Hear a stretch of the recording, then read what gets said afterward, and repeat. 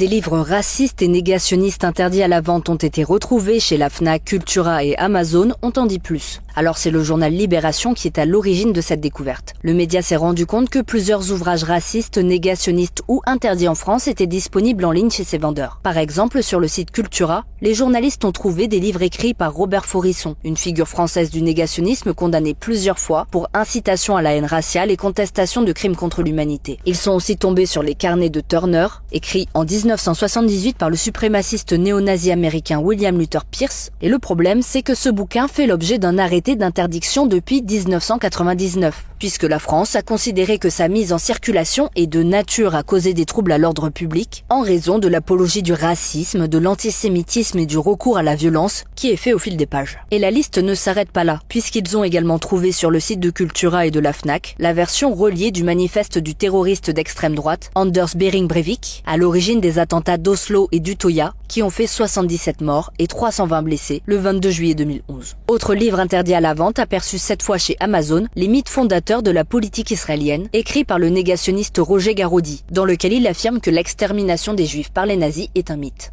La Fnac a assuré à Libération que si un ouvrage est interdit à la vente, il est aussitôt retiré, mais qu'ils ont 20 millions de titres et qu'il peut donc y avoir des trous dans la raquette. Quant à Cultura, l'enseigne a évoqué un dysfonctionnement structurel, puisqu'il n'existe pas de base de données centralisée qui regroupe les ouvrages interdits. Après ces révélations, le ministre de l'Intérieur Laurent Nunez a décidé de saisir la justice.